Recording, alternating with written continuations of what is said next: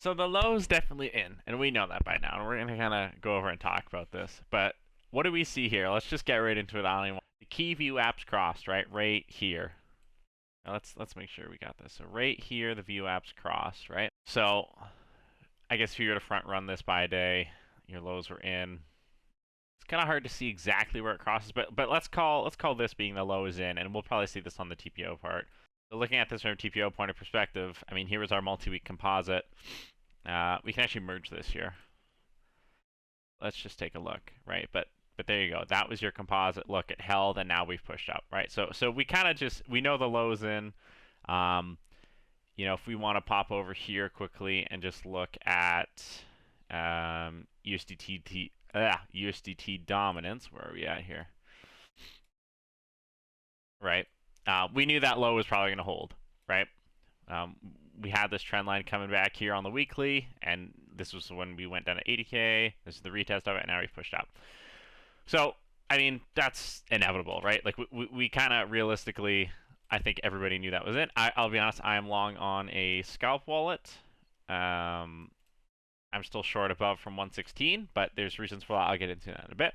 But regardless, we know the low's in for now, right? Like, that's not weird to say. It's not weird to call. Yeah, like that's pretty much it, right? So what do we want to start looking for now? Well, first off, before we go off how we know the low is in. So how do we know this low is in again? Is what happens every single cycle. Every single cycle. Let's go to a weekly frame here so we can see more. These cross, right? So these cross. So that usually either one marks a low, or two, the low comes in just after it, and then you get your rally up into that larger 365 view app, right? Here's another one here where it crosses, right? The low's usually in right around that time, pushes up and tests it before a flush lower. Here's another one where it crossed, low came in just after that, tried to push up before a move lower. Same thing here. Usually the low comes in right after, right around it, pushes up. So that's like it's just a common pattern that happens, right? Like it happens every single time, right? And then Bitcoin goes up and tests it. So then what happens after that is it usually tests that 200 day, right? So you go up, test 365, test 200 day, and then move down. Yeah, like that's just what happens. So these crossing mechanics, it happens every cycle, right? It's nothing new. It's nothing unusual. So my next biggest call here, and this is going to be a pretty bold call, okay? And if I'm wrong about this, by all means. But this is going to be a very bold call I'm going to make.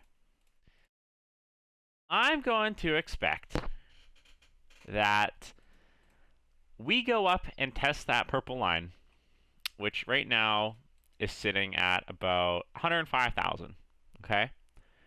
I'm going to go and boldly assume that we're going to go and test that 105 level. Everyone's calling 100K, 100K.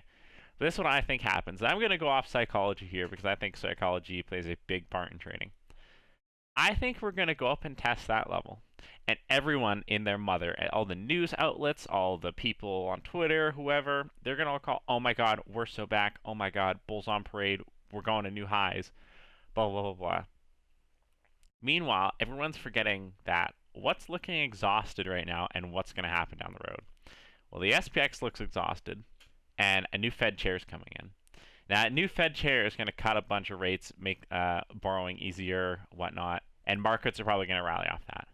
But why would we rally before that to a new high? Well, we're probably not going to get a rate cut here in January or February or March. Right? We might get one in February or March, but I know for sure we're probably not going to get one in January. So why would we front run and move to new all-time high before this kind of regime? Is that regime? Oh my God, did I just say regime? Anyways, regime change would happen, right? Like if we get a new Fed chair here, who's going to cut rates to zero allegedly. Why would we move to an all-time high now? I think the best move is to flush people out, grab liquidity, move lower, buy everything cheaper, and then make the new move up. And then the real super cycle begins, right? So I think what we're going to do is we're going to go test the purple line. And I think we're going to go up and we're going to fake everyone out. And I think we're going to do a straight big drop down. I really do think it's going to happen, right? And just by cycle history, this always happens, right? You push up and then you go down, you have a little date with destiny here. You know what I mean? Like, do you see how this plays out? Is like the market always bottoms around the 300-week SMA and the 200-week SMA, right? So these are converted to days. So mind you, that's why there's this huge kind of gap here. But like, look, like it usually goes up, tests purple, and then fucks off down, fails to rally above, but it usually goes down and tests lower. I think that's what's going to happen. I really do. I think it's going to go up, people are going to get faked out, and it's just going to drop down and go and test where it does every cycle, right? But that would be like generational buying opportunity. Like, I actually think that would be fantastic. And one thing kind of weird that lines up with this is if we go from like when we broke out in 2024. So I think that's what's going to happen. And I think one metric people are really fucking up here too, like just totally off topic. But let's go down and just check the Bitfinex longs. Yes, it's rounded off, but it hasn't like sold off yet hard, right? And what do we notice like on every Bitcoin pump? Like, let's overlay Bitcoin here. Usually when this is ready to break out, they instantly start selling off, right? And they haven't really done anything yet. So this is why I think this is a bit of a fake out too, is like, maybe I'll change this to candles just so it's a little bit easier to look at. So you see what I mean? Like usually they sell their longs off as price pushes up, and then they twop it on the way down to build a long again, right? They haven't even sold off like a grim bit. And like, let's look at, like, remember when we broke out in 2024? The minute this thing started to rise up, look at that. It was just straight candles selling off. And I mean, from the low, like that's 80,500. Remember, looking on the left side of the screen, 80,500 up to 94,000 today. That's a $14,000 move. It doesn't budge an inch, right? Like, I would just be surprised as if they actually sold off here and this wasn't some weird fake out. And another thing like that's similar to this is, let's go back to, oh my god, this is kind of aids to look at. Hold on, I'm gonna just turn this off for a sec. Where was 2024? Do you guys remember it? Or 2020, sorry, 2021 and 2022. I don't know why I said 2024. Where was 2022 and 2021? Remember how many people thought that, like, oh my god, it's about to round off and we're gonna go higher? Meanwhile, all did is set a lower high and then drop lower. Like, I think that's what's gonna happen. I think you're gonna just get like a little kind of bloop. I don't know how high that goes, but you know what I mean? Like, I think you're just gonna get a little pop in the selling of the longs, and then it's just gonna move lower. I really do, and I think USDT dominance says that. Yeah, like there's a few metrics definitely in my eyes that are pointing towards that. If we go and set a new all-time high, I'll just go and delete the channel. I'll call myself the worst trader, whatever. But the real inflection point where you have to kind of look at is to even like get up and set a new all-time high. You'd have to come in and clear like up here. Like, you'd have to really clear these breakdown, like the breakdown composite for one, and you'd have to like get above. You know what I mean? Like if we look at this huge multi-week composite here, you would have to flip this upwards.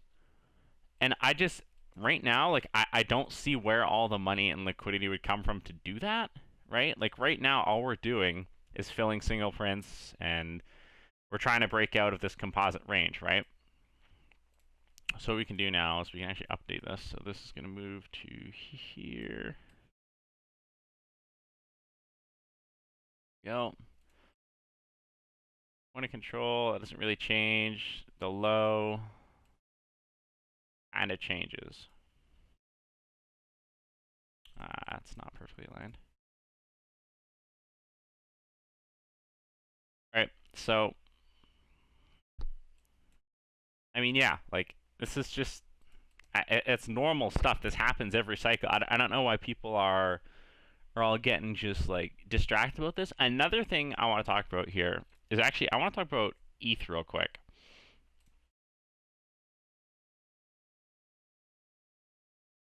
If ETH was going to if ETH was going to make a new all-time high, like, and it was going to perform the butterfly effect, which it does like usually every other cycle, like I thought ETH by now would have just gone to 2100, candled right to 5000 before dropping. Like, I'm dead serious. I actually thought that would have happened. And like the butterfly effect, like that's nothing new. If you guys don't know what that study is, I'd probably go watch Ben Cowan and what he says that is. But essentially ETH would have swept lower first before moving the candle up. So what could happen in this mid-year rally, right, is right now I think this is it. We're just getting our little pump on ETH right now, and it'll sweep lower before making a rally into the mid-year. And I've said this. I think there will be a mid-year rally in 2026. I absolutely think there will be. You know, I don't see why it wouldn't. The Fed's going to cut rates. Again, the whole borrowing money argument, lending cheap or whatnot. Like, I don't see why there wouldn't be a mid-year rally, regardless if there's a correction in Q1. Right? And that's just how markets are. Remember, markets remain more irrational than most stay solvent. They don't have to make sense. They don't need a reason to go up. They need a reason to go down. Right? Markets are designed to go up. So, and I mean, this has just been playing out exactly how I thought it would. Right? Like, nuke, nuke, nuke, a little bit of pump, nuke, nuke, nuke, a little bit of pump. It's been perfect, right? Why does it have to change? If it does change, by all means, if we rally new all-time highs, by all means, spot holders having new all-time highs reached, sure, right? Great, fantastic for assets. But I'm the most confident that we're just in a bit of a flush right now, right? So like, I don't know, like butterfly effect, right? It kind of looks like butterfly wings, where you get this and then up, right? So why couldn't we get some sort of up, down, up, right? That would be butterfly effect. So I don't know, like that's just how it is, right? But from a TPS perspective here, like not much has changed. The weekly composite is still the same. I guess if we want to go look at the daily quick.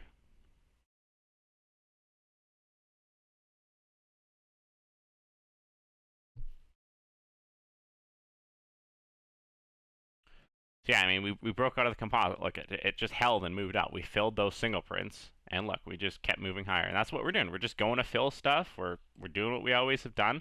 Remember, I said look for rejection off here. What happened? We got the rejection, moved lower, and then moved higher. It didn't even come back down to test this, and that's actually the most bullish sign, is not getting acceptance back into this value. We just held and kept going above, right? So we don't really have any composites building out here, a multi-day overlapping value up here anymore. We kind of just have to let this play out and do its thing, let it pull back, let it consolidate, do whatever. But right now the trend's up, right? Like this was your sign here of not getting sent lower, was to hold this along that, right? Look, bears have failed to send below this entire time, right? You don't fight that trend. You don't short down here. This is not your short. Your shorts were from way back up here or when we were holding the top of the range, right? But once this composite built out like that, failing to send below 3 to 4 plus times here, like that's your long, right? So there's no reason to not be long right now. What I would watch for is a flush of late longs where it just, I don't know like where it's going to reject from here, but for example, like coming up, flushing out late longs that entered in here before like sweeping lower here and going back up. So I guess the last point here to look for a long entry would be a retest off this 30-day rolling view app, right? If it comes down, flushes out late longs, and then pushes back up again, right? And that's just how liquidity goes. Markets need liquidity to go up. They need liquidity to go down. Stops get ran both ways. That's just how it works, right? You can't really fight that. You don't really go against the trend. Yeah, there's no reason to not be long right now, in my opinion. What I will say is just be careful and speculative, okay? Because again, this is probably just doing what it does every cycle, where it goes up and does the bear market rally confirmation before sweeping lower. Again, I don't know where the liquidity for crypto is going to come in to push it higher right now, especially with what's going on overseas. And I mean, the SPX looking really burnt out. I guess we'll talk about that now too. Look at this. We have quite a few days here, which is overlapping value. Yeah, this high here, like look, this value area low here, it's kind of been resistance now, And even today on Twitter, I said it'll probably push into 69.20 to 69.25, and that was the highest node we got to today was 69.20. I think it was 69.22 to be exact. 69.20, yeah, about that. I know as this day goes on, I'd probably just start looking for if we close below 6,900 or not, because that would just create a decay drag and back into 6,900.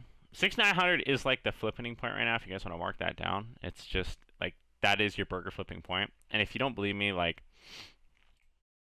I mean, let's just look at 6,900 how it's been playing. We kind of have this weird rising wedge pattern, which is actually very bearish. We can even look at it from like this way too, if we want to delete that, right? Where we're kind of just getting this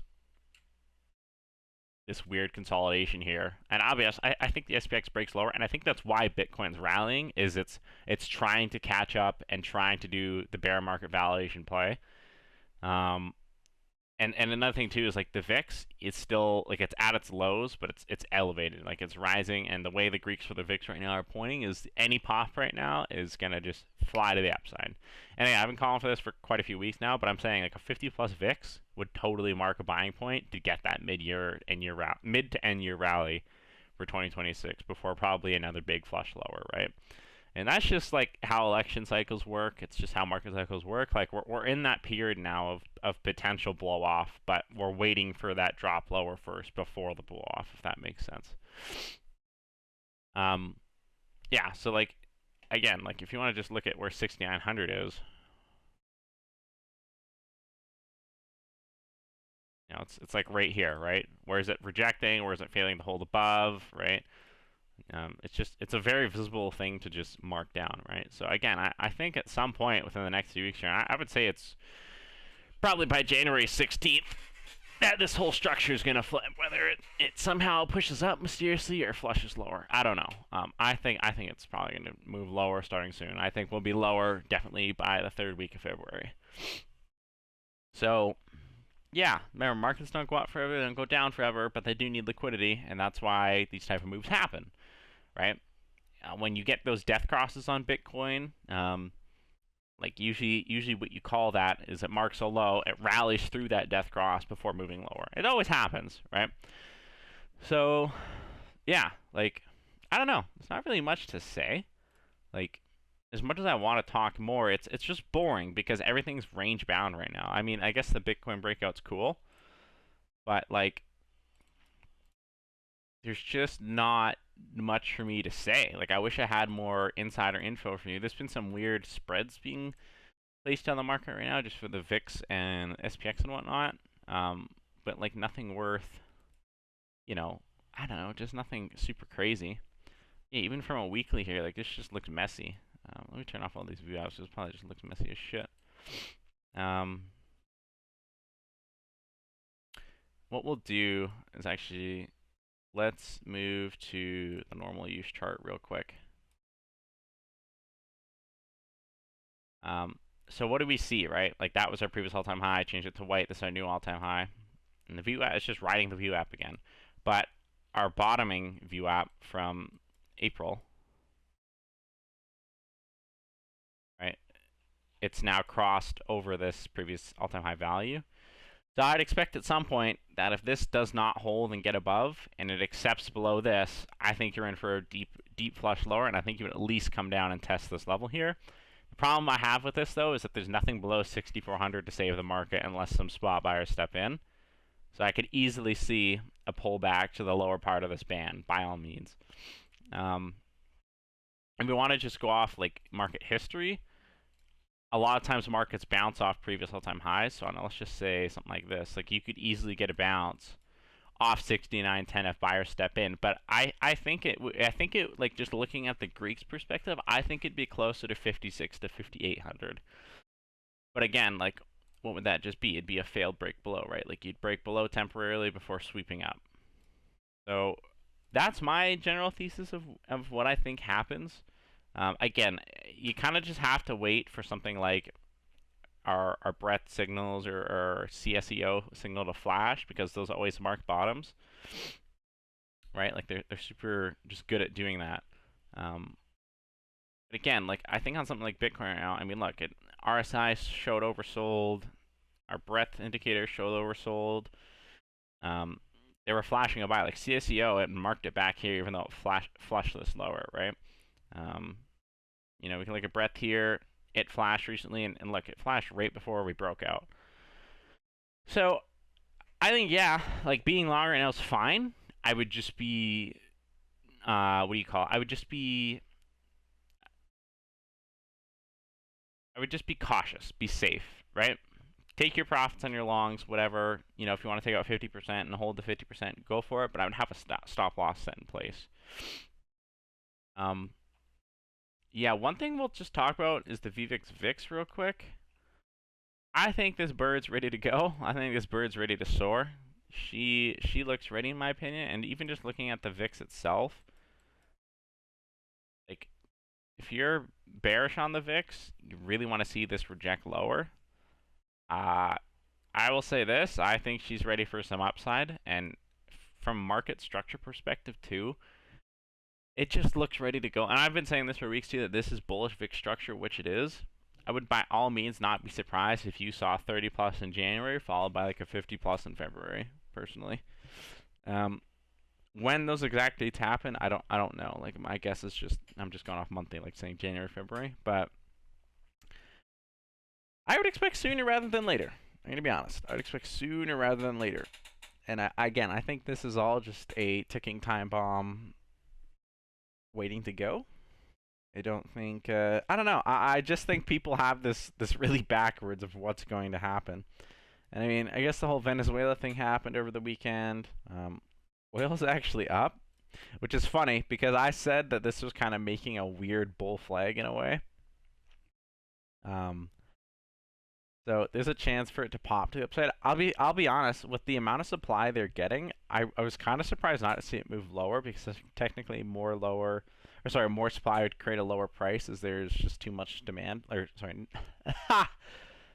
I'll be surprised. I'm surprised it wasn't a bit lower because of how much oil they're going to be getting. But again, they don't have it yet, right? They're in the process of getting it. So I think for now, it's just gonna, I don't know, if you don't know how to trade crude, which I'll be honest, I never trade it. I would just leave it alone, but I'd keep an eye on it, see if it pops to the upside or pops to the downside. But I think eventually, once they get that bigger inventory back into North America, that oil crude will probably move lower. But then again, I think that creates a lot of pressure on the dollar as well. So we're gonna have to see how that works, plus any of the foreign tensions overseas.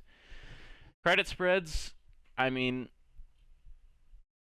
I don't know, we want to call this lower highs? Lower high. I don't know. It's not lower by any means, even though the market's elevated and you're technically in still bullish environment because nothing's broken. So that to me is concerning, right? Like, I don't know, we could go do something like this, and I don't know, something like that. I don't know. But I think you could easily see a pop to the upside for sure in credit spreads, which wouldn't be good, right? What's interesting is the index yields are what I feel are making higher lows, like low here, higher low. Like, I don't know. Kind of hard to, I don't know. It's not really a charting pattern for this type of shit, but I was just surprised that these didn't inch lower. And I guess that makes sense because there was good pressure on the yields. Like they've cooled now, but they actually popped pretty good to the upside the other day. And then the Japanese yields again, those are just ripping, like absolutely ripping, right? And even the yen, like the yen was looking pretty weak. It pulled back a bit today, but I think all it's doing is just consolidating, right? Because you can see it's like low, high, low, high, low. But what's interesting is now it's making higher lows on this grind up. So, and I don't know, like this type of pattern here, like how it's kind of doing this, I don't know, like would we call this a flag? I don't know if we'd call this a flag or not. But this kind of pattern here, like let's just, like this boxy type pattern, this usually like is a breakout type pattern in my opinion. When you get this, a lot of people think this is bearish, but like if it was me, I would say this absolutely soars. Like I would say it pushes into 160 or something like that in the next 2 months for sure. And they're gonna raise rates again, I believe, in January 22nd, I think. So I don't know, but I will say this: the SPX looks really weak. Like I don't see that moving higher. The DGI is interesting because technically, like this is always marked. See what I mean? Like it marks tops and it marks lows, and this thing's really overbought up here. I would not be surprised if very soon we got that big flush lower, right? I guess it can grind up here a bit longer, but I would not be surprised if it just touched the trend line here or even failed to get above it fully and just sent lower.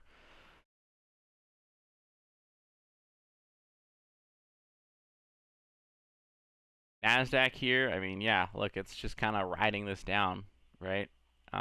Tech is weak. Like the XLF is what's carrying the market right now. Like if we look at the XLF, this makes up a lot of the S&P, but this is what's carrying the market. The minute this fucks off, and banks do report earnings here within 3 weeks, I think the SPX moves lower. Tech has been weak. The XLF's been strong. Like even today, Apple's down, Nvidia's down, AMD's down, Intel's sort of up, Oracle and Coreweave are down. There's a weird thing that came out about, was it Coreweave or Oracle? Let's see here. This is from Coreweave. That's what it was from. If you guys want to just pause and read through this, by all means. So you guys want to find this and look this up, by all means. But essentially, what this, in my eyes, means is that they're failing to meet their revenue to debt ratio, and their debt's starting to get a little bit pacey, and the credit spreads are definitely showing that, right? Like we've talked about Coreweave and Oracle credit spreads before, but it just doesn't look good. And I really do think it's just a matter of time. Again, the things don't crash in a day, right? Crashes, how a crash works is it goes, it fails to like break out, then it goes, sets a lower high, goes, sets a lower high, and then the inevitable happens, right? Like it doesn't just go to zero in a day. Crashes take time to build out, build out, build out. Okay, now we're gone, right? Because when you don't accept higher, that starts to go, okay, no one wants to be a buyer. Then we got to consolidate, make sure we're getting ready to break lower before actually breaking lower, right? That's how it always happens, right? And if you guys want to just go through exercise here, right? What happened last year, right? We got boxy. We got boxy. No one wanted to buy. No one wanted to buy. All right. No one wanted to reclaim and buy. All right. Right? Happens all the time. Same thing here. High, high, high. I don't want to buy. I don't want to buy. I don't want to buy. Boom. I don't want to buy still. Boom. Okay, well, this looks attractive after we've corrected nearly 1,500 points, right? Okay, right? Like, it's just how crashes happen. I mean, I guess COVID's an anomaly. There was option positioning here that actually was signifying that there was a crash coming, but that's unrelated. Yeah, same thing here. It's like buyers, we don't want to buy, we don't want to buy, we still don't want to buy, boom. And 2008 was a little bit different too because of the whole credit swap, you know, housing, mortgage-backed securities, whatever, right? Like, but you understand what I'm saying is like the patterns form out. You know what's coming when those patterns start to form. And I think we're here. I think we're here right now. Whether this is just a correction to Q1 or whatever, but I think you're just going to sweep lower at some point, get that mid-year pop, and then I think 2027, 2028 will probably be some crazy bear market before another big bullish breakout. And it always happens. It always does that, right? But again, when that comes, I will just be watching for my indicators to start flashing. I'll look for a couple other market metrics. Yeah, I don't know. Like, one thing I'm really curious to see is the CME margin requirement for silver here. I think silver's still going to pop to the upside. I don't think this thing's done yet, personally. I'm curious how that plays out. That'd be something super interesting. Anyways, that's it. I hope you guys loved it. Love you guys. Bye-bye.